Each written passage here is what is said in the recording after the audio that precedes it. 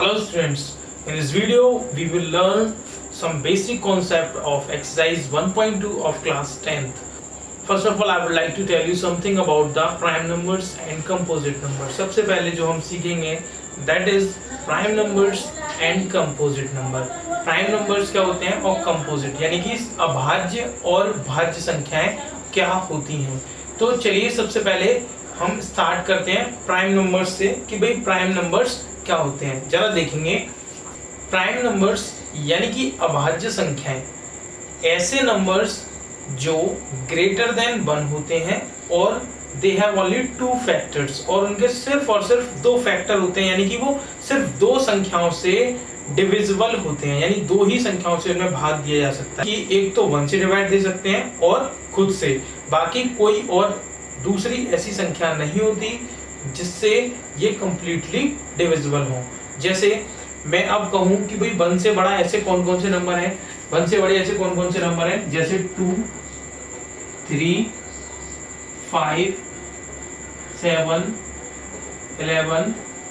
आप देखेंगे जैसे 2 है, मैं आपसे कहूं कि भाई 2 है और 2 के कौन कौन से फैक्टर्स यानी किस किस से डिवाइड किया जा सकता है, तो एक तो ये 1 से डिवाइड किया जा सकता है और दूसरा 2 से डिवाइड किया जा सकता है। क्या कोई और ऐसा नंबर है जो 2 को डिवाइड कर दे? ऐसा कोई भी नंबर नहीं है। नेक्स्ट ऐसे ही मैं 3 को देखूं तो 3 भी जो है 2 नंबर से डिवाइड हो सकता है, एक तो 1 से और एक 3 से। ऐसे ही 5, 7 और 11, ठीक है। और आगे भी जैसे 13, 17, 19 ऐसे ही बहुत सारे नंबर्स होते हैं जिनके सिर्फ 2 फैक्टर्स 1 एंड इटसेल्फ। देखिए अब हम सीखेंगे कंपोजिट नंबर क्या होते हैं। कंपोजिट नंबर यानी कि भाज्य संख्याएं क्या होती हैं 1 से बड़ी, ग्रेटर देन 1 ऐसे नंबर्स जो प्राइम नहीं होते हैं उन्हें हम क्या कहते हैं? कंपोजिट। जैसे मैंने कहा भाई 1 से बड़ा क्या है? 2, 3, ये तो हो गया अभाज्य। नेक्स्ट है 4 है, ठीक है, 4 है। मैंने कहा क्या ये प्राइम है? तो जरा देखें इसके फैक्टर्स कितने हैं। ये 1 से भी डिविजिबल है, 2 से भी डिविजिबल है और 4 से भी डिविजिबल है। तो यानी ये मोर देन 2 फैक्टर्स हैं इसके, ठीक है। इसके जो है मोर देन 2 फैक्टर्स हैं, तो हम कह सकते हैं कि भाई ये जो है वो भाज्य संख्या है। ऐसे ही मैंने कहा 6 के आप देखेंगे 1, 2, 3 और 6, ये इसके जो है 4 फैक्टर्स है जिससे इसे विभाज्य किया जा सकता है 6 को। तो हम कह सकते हैं कि भाई ये हम कह सकते हैं कि ये भाज्य संख्या यानी कि कंपोजिट नंबर है क्योंकि इसके मोर देन 2 फैक्टर्स हैं। ऐसे ही यदि मैं 9 की बात करूं जैसे, ठीक है, 9 तो देखो 1 से भी डिवाइडेड है, 3 से भी डिवाइडेड है और 9 से, तो 1, 2 एंड 3 इसके भी 3 फैक्टर्स हैं। तो ऐसे नंबर्स जिनके मोर देन 2 फैक्टर्स हों दे आर कॉल्ड कंपोजिट। ऐसे नंबर्स जिनके एग्जैक्टली 2 फैक्टर्स होते हैं, ना कम ना ज्यादा, तो एग्जैक्टली 2 फैक्टर्स हो उन्हें हम कहते हैं प्राइम नंबर्स। नेक्स्ट इन पर बेस्ड एक थ्योरम है जिसे हम आगे देखते हैं। फंडामेंटल थ्योरम ऑफ अर्थमेटिक यानी कि अंकगणित की आधारभूत प्रमेय क्या कहती है? प्रत्येक भाज्य संख्या को अभाज्य संख्या के गुणनफल के रूप में लिखा जा सकता है। यह गुणनखंडन अभाज्य गुणनखंडों के क्रम के बिना अद्वितीय होता है। जरा समझते हैं इस बात को क्या है। जैसे मैंने कोई भी भाज्य संख्या ली, ठीक है, कोई भी भाज्य संख्या, जैसे मैंने कहा 12, ठीक है, कोई भी मैंने भाज्य संख्या ली और माना जो है 12, इसको मैं अभाज्य संख्या के गुणनफल के रूप में लिखना चाहता हूं। तो जैसे मैं क्या करूंगा भाई, इसके जो है फैक्टर्स करूंगा, 2 6 12, 2 3 6 एंड 3 1 3। यह गुणनखंड, अब देखो ये जो है जितने भी हैं ये सभी क्या हैं? आप देखेंगे कि ये क्या था? एक भाज्य संख्या यानी प्राइम नंबर था और हमने इसको किसकी फॉर्म में लिख दिया? किसकी फॉर्म में लिख दिया? अभाज्य संख्या के गुणनफल के रूप में। ये सभी क्या है? अभाज्य संख्या है और इन्हीं के गुणनफल में हम 12 को लिख देते हैं। जैसे 12 को मैंने लिखा 2, 2 एंड 3, तो 2 2 या 4 एंड 4 3 या 12। तो प्रत्येक भाज्य संख्या को अभाज्य संख्या के गुणनफल के रूप में हमने लिख लिया। यह गुणनखंडन, ये जो गुणनखंडन है अभाज्य गुणनखंडों के क्रम के बिना अद्वितीय होता है। मतलब अद्वितीय का मतलब है कि 12 को हम कोई भी और दूसरे तरीके से नहीं लिख सकते। यदि हम गुणनखंडों के क्रम के बिना, यानी क्रम को यदि न देखें, जैसे 2 into 2 into 3, यदि मैं जैसे सपोज मैंने आपको दिया तो हो सकता है कोई किसी स्टूडेंट ने ऐसे लिखा 2 3 2, या किसी ने ऐसे लिखा 3 2 and 2, तो आप देखेंगे कि ये जो है इनके जो अभाज्य गुणनखंड है वो अद्वितीय है, मतलब सेम है हर सिचुएशन में। यहाँ पे भी 2 times 2 आया है एंड 1 time 3, और यहाँ पे भी 2 times 2 आया एंड 1 time 3, और यहाँ पे भी 2 times 2 आया 1 time 3। बस गुणनखंडों के क्रम के बिना, बस ये जो क्रम है वो आपस में चेंज हो गया है। तो हमने क्या पढ़ा भाई फंडामेंटल थ्योरम ऑफ अर्थमेटिक में, कि हम कोई भी नंबर है उसको जो है, कोई भी कंपोजिट नंबर है उसे हम प्राइम फैक्टराइजेशन के रूप में लिख सकते हैं, यानी कि अभाज्य गुणनखंड के रूप में लिख सकते हैं। और ये जो गुणनखंड का जो रूप होगा वो एकदम यूनिक होगा। यूनिक का मतलब है कि एकदम सबके लिए सेम होगा, यदि हम उसका जो ऑर्डर यानी क्रम है उसे यदि नहीं देखते हैं। ये देखिए क्रम बदल सकता है लेकिन संख्याएं हमेशा सेम रहेंगी। जो मैंने लिखा है वही आप लिखेंगे, ये नहीं है कि अलग हो जाए, बस हो सकता है कि क्रम चेंज हो जाए। तो यही है अर्थमेटिक की आधारभूत प्रमेय, यानी फंडामेंटल थ्योरम ऑफ अर्थमेटिक। एक और एग्जांपल, जैसे मैंने लिया 140 और मैंने कहा भाई ये जो है एक कंपोजिट नंबर यानी कि भाज्य संख्या है, मुझे इसे प्राइम फैक्टराइजेशन की फॉर्म में लिखना है, यानी कि अभाज्य गुणनखंड के रूप में लिखना है। तो मैं क्या करूंगा, सबसे पहले इसके प्राइम फैक्टराइजेशन करूंगा, यानी कि अभाज्य गुणनखंड करूंगा। तो किसी भी अभाज्य संख्या से हम इसे काटेंगे, और सबसे छोटी अभाज्य संख्या दैट इज 2, तो 70 टाइम्स, उसके बाद में 35, फिर 5 7 जा 35 एंड 7 1 जा 7। तो आप देखेंगे 140 को मैं लिख सकता हूं 2 2 5 एंड 7। तो आप देखेंगे कि यहां जो था 140 एक कैसा नंबर था, कंपोजिट नंबर, और इसे मैंने किस फॉर्म में लिखा, प्राइम फैक्टराइजेशन की फॉर्म में, क्योंकि देखिए यहाँ जितने भी नंबर्स हैं वो सभी प्राइम नंबर्स हैं, सभी अभाज्य संख्याएं हैं, इसी वजह से हम इसको कहते हैं प्राइम फैक्टराइजेशन। आगे देखते हैं, अब हम फंडामेंटल थ्योरम ऑफ अर्थमेटिक पर बेस्ड एक क्वेश्चन को देखते हैं। क्या दिया है इस क्वेश्चन में, एक एग्जाम्पल है, आपकी बुक का उदाहरण है। संख्याओं 4 की पावर n पर विचार कीजिए जहां n एक प्राकृत संख्या है। जांच कीजिए क्या n का कोई ऐसा मान है जिसके लिए 4 की पावर n अंक शून्य पर समाप्त हो। क्या कह रहा है ये, जरा देखते हैं। हमें एक नंबर दिया है 4 की पावर n, ठीक, और n एक प्राकृत संख्या है। प्राकृत यानी 1 2 3 4 5 6 कुछ भी, ठीक है। सपोज 4 की पावर 1, 4 की पावर 2, 4 की पावर 3, ठीक है। और वो ये कह रहा है क्या n की कोई हम ऐसी वैल्यू रख सकते हैं कि जब हम इसे सॉल्व करें तो ये जो वैल्यू आई हमारे पास उसके लास्ट में 0 हो। जैसे 4 की पावर 1 को आप सॉल्व करेंगे तो 4 रहेगा, 4 की पावर 2 को सॉल्व करेंगे 16 रहेगा, 4 की पावर 3 को सॉल्व करेंगे तो 4 4 जा 16 एंड 16 4 जा 64, इतना आ गया। तो आप देखेंगे कभी 4 आ रहा है, कभी 6 आ रहा है, कभी 4 आ रहा है, और आगे भी पता नहीं क्या क्या आएगा। तो ये कह रहा है कभी लास्ट में, लास्ट वाला जो डिजिट है, लास्ट वाला जो डिजिट है क्या 0 आ सकता है यदि हम n की जगह कोई भी नेचुरल नंबर रखें 1 2 3 4 5 6 7 8 9 10 एंड व्हाटएवर। तो इस बात को भाई कैसे चेक करेंगे कि इसके किसी भी n की वैल्यू के लिए लास्ट में 0 आएगा या नहीं आएगा। तो चलिए देखते हैं। जैसे मेरे पास दिया है 4 की पावर n, मैं 4 की पावर n को सपोज प्राइम फैक्टर्स के रूप में लिख सकता हूं। जैसे मैं 4 को क्या लिख सकता हूं, 2 इंटू 2 और इसकी होल पावर कितनी है n, ठीक है। इसके बाद 2 टाइम्स है 1 2, 2 टाइम्स है 2 तो क्या मैं ऐसे लिख सकता हूँ 2 की पावर 2 और इसकी होल पावर n, क्योंकि 2 बार है तो 2 पावर लगा ली, और जब पावर के ऊपर पावर लगी हो तो हम इसमें मल्टीप्लाई कर देते हैं, 2 की पावर 2n आ गया।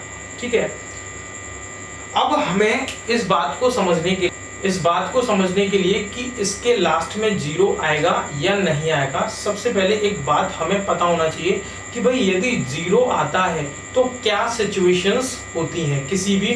तो मैं आपको कुछ एग्जांपल्स के थ्रू इस बात को थोड़ा सा क्लियर करूंगा। जैसे 10 है, 20 है, 40 है, ठीक है, या 150 है, ठीक है, ये मैंने कुछ नंबर्स लिए हैं और इनके लास्ट में कितना है, जीरो है। तो देखिए यदि मैं इनका प्राइम फैक्टराइजेशन करूं तो ये कुछ इस तरीके से होंगे, 2 इनके जो फैक्टर्स हैं वो ये होंगे। आप इन सभी के अंदर एक चीज कॉमन देख रहे होंगे कि भाई यदि जीरो है तो 10 नहीं आएगा तब तक, यदि जीरो है लास्ट में तो जब तक फैक्टर्स में प्राइम फैक्टराइजेशन जो हम कर रहे हैं उनमें 5 नहीं आता है तब तक जीरो नहीं आएगा, क्योंकि 5 और 2 मिलकर किसी संख्या के लास्ट में जीरो बनाते हैं। जैसे देखो इसमें 5 और 2 है तो 5 2 जा 10 तो लास्ट में जीरो बन गया, इसमें 5 और 2 है तो जीरो बन गया, 5 और 2 है तो जीरो बन गया, एक 5 है और एक 2 है तो भाई ये जीरो बन गया। तो मतलब किसी भी नंबर के लास्ट में जीरो है, इसका मतलब है उसमें 2 और 5 दिए हैं, ये दोनों मिलकर ही लास्ट में उसके एक डिजिट जो है जीरो को क्रिएट कर सकते हैं। यदि जैसे 2 जीरो हैं तो इसका मतलब है कि 2 टाइम्स 2 दिया है, 2 टाइम्स 5 दिया है, तो इस सिचुएशन में लास्ट के 2 डिजिट जीरो होंगे। अब हम देखेंगे भाई, हमें एक चीज तो क्लियर हो गई कि यदि लास्ट में जीरो है तो इट मींस कि हम उस नंबर के यदि प्राइम फैक्टराइजेशन कर रहे हैं तो उसके अंदर 2 और 5 का होना नेसेसरी है। अब हम इस बात को यहाँ पे थोड़ा सा क्लियर करेंगे कि जैसे हमने इस 4 की पावर n को लिखा 2 की पावर 2n, 2 की पावर 2n, आप देखेंगे कि n जो है वो कोई भी जो है प्राकृत संख्या है, 1 2 3 4 5 6 7 8, ठीक है, कोई भी नंबर हो सकता है। तो अब आप देख सकते हैं कि भाई यदि मैं यहाँ पे कोई भी वैल्यू लूं, जैसे सपोज 1 लेता हूँ, 2 की पावर 2n है और मैंने n की जगह पर 1 लिया तो 2 हो गया। अब जो भी घात आएगी, जो भी पावर आएगी वो 2 की आएगी, 2 की पावर 2 3 4 5 6 7 8 9 10 वॉट एवर जो भी आए, ठीक है। यहाँ आप n की जगह 1 2 3 4 लेंगे तो 2 की पावर जैसे 2 4 6 8 10 ऐसे आएगी, तो मतलब 2 की पावर 10 यानी 2 को हम 10 टाइम्स लिखेंगे, 2 की पावर 5 यानी 2 को हम 5 टाइम्स लिखेंगे, 2 की पावर 4 यानी 2 को हम 4 टाइम्स लिखेंगे। तो हम सभी सिचुएशंस में देखेंगे कि भाई किसी भी सिचुएशन में 5 नहीं आ रहा है, बस 2 जो है वो बढ़ता जाएगा यदि हम n को बढ़ाते चलेंगे, लेकिन 5 नहीं आएगा। 2 की पावर 1 करेंगे तो 2 1 या 2 हो जाएगा और 2 की पावर 2 यानी 2 into 2 हो जाएगा। जैसे मैंने यहाँ पे लिखा भाई 2 की पावर 1 लिखा तो 2 की पावर 2, यदि 2 की पावर 2 n की जगह मैं 2 लिखता हूँ तो 2 की पावर 4, तो मतलब इस तरीके से हम 2 की पावर जो है बढ़ती जाएगी और हर सिचुएशन में जो प्राइम फैक्टराइजेशन है, प्राइम फैक्टर्स जो होंगे वो सिर्फ 2 रहेगा, ठीक है। तो इट मींस कि भाई इसमें 5 तो आ ही नहीं रहा है, तो हम कह सकते हैं कि भाई ये जो है यदि 5 नहीं आ रहा है तो हम कह सकते हैं कि भाई इसके लास्ट में n की कोई भी नेचुरल नंबर यानी प्राकृतिक संख्या लिख लें, कभी भी जीरो नहीं आएगा। इस बात को हम यहाँ पे किस तरीके से लिखेंगे, इस बात को यहाँ पे किस तरीके से लिखेंगे, चलिए देखते हैं। तो यहाँ आप लिखेंगे 4 की पावर n का मान के अंत का अंक 0 होने के लिए क्या क्या जरूरत है, 2 और 5 की। अभाज्य गुणनखंड में 2 और 5 का होना आवश्यक है, और 4 की पावर n या 2 की पावर 2n में 2 तो हो सकता है लेकिन 5 का होना संभव नहीं है। अतः 4 की पावर n में n के किसी भी मान के लिए जो कोई भी नंबर है वो 0 पर कभी भी समाप्त नहीं हो सकता, ठीक है। नेक्स्ट देखेंगे, देखिए एक रिलेशन होता है, कोई भी दो नंबर हो यदि हम उनका गुणनफल निकालें तो उनके HCF और LCM का गुणनफल हम निकालते हैं तो दोनों ही सिचुएशंस में बराबर आता है। तो यही मैंने लिखा है, दो संख्याओं का गुणनफल इज इक्वल टू मासापा इंटू लासापा। मासापा यानी HCF और लासापा यानी LCM। तो the product of two numbers is equal to HCF into LCM। ये एक रिलेशन है, ठीक है, जिसकी हेल्प से हम कुछ क्वेश्चंस को करें। आपकी बुक का एक एग्जाम्पल है, उसमें क्या कह रहा है कि भाई 6 और 20 के HCF और LCM हमें फाइंड आउट करने हैं प्राइम फैक्टराइजेशन मेथड से, यानी कि अभाज्य गुणनखंड विधि से। ये जो है आपने हालांकि पहली भी क्लासेस में सीखा हुआ है, एक बार फिर से देखते हैं हम क्या करेंगे भाई। सबसे पहले 6 का जो है प्राइम फैक्टराइजेशन करेंगे, ठीक है, ऐसे ही फिर 20 के प्राइम फैक्टराइजेशन करेंगे और उसके बाद में 6 के कितने आए 2 इंटू 3 और 20 के कितने आए 2, 2 एंड 5। जैसे मुझे HCF निकालना है, HCF निकालना है 6 और 20 का, तो HCF यानी हाईएस्ट कॉमन फैक्टर, यानी ज्यादा से ज्यादा जो कॉमन है। तो एक कॉमन यानी सेम सेम है, तो सेम सेम क्या है बच्चों 2 है बस, तो यही इसका HCF हो जाएगा। नेक्स्ट हम देखेंगे नेक्स्ट हम देखेंगे LCM यानी लार्जेस्ट कॉमन मल्टीपल, ज्यादा से ज्यादा जो कॉमन मल्टीपल है वो हमें लेने हैं। तो भाई एक तो 2 हो गया, ठीक है, इसके बाद में इसके तो कोई भी कॉमन नहीं है तो इन्हें सिंगल टाइम्स लेंगे, यानी 3, 2 एंड 5। ये कॉमन है 3, 2 एंड 5। टोटल करो इनका तो कितना आएगा 2 3 जा 6, 6 2 जा 12 एंड 12 5 जा 60। तो यही जो होगा वो इसका आंसर होगा, ये HCF और ये LCM। नेक्स्ट जो एग्जांपल है उसमें क्या दे रखा है कि भाई अभाज्य गुणनखंड विधि से 96 और 404 का HCF ज्ञात करना है, फिर हमें LCM निकालना है। तो सबसे पहले हम HCF ज्ञात करते हैं। 96 का HCF और 96 और 404 का HCF निकालने के लिए सबसे पहले हम इनके फैक्टर्स करेंगे।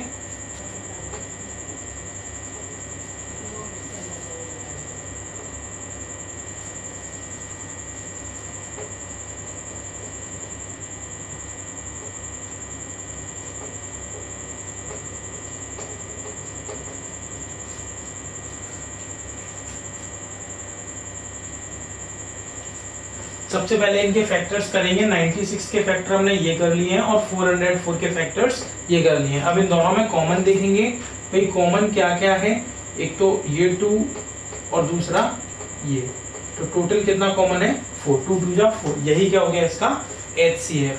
नेक्स्ट हमें जैसे LCM फाइंड आउट करना है, तो इसमें अब की बार बोला है कि पहले HCF ज्ञात करें फिर LCM ज्ञात करें। तो मतलब HCF की हेल्प से हम LCM कैसे ज्ञात करेंगे चलिए देखते हैं। तो उसके लिए हम इस वाले रिलेशन का जो है यूज करेंगे। तो दो संख्याओं का गुणनफल, दो संख्या क्या है हमारी 96 एंड 404, मासापा यानी HCF कितना है 4 इंटू लासापा यानी LCM।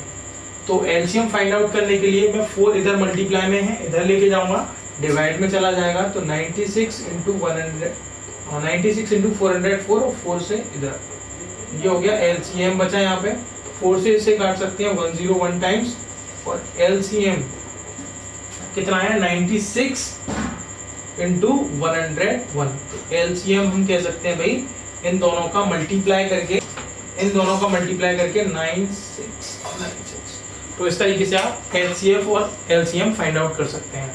नेक्स्ट वीडियो के अंदर हम डिस्कस करेंगे एक्सरसाइज 1.2 का सॉल्यूशन। यदि आप लोगों को कोई भी डाउट है तो आप लोग मुझे कमेंट्स में बता सकते हैं। Thank you.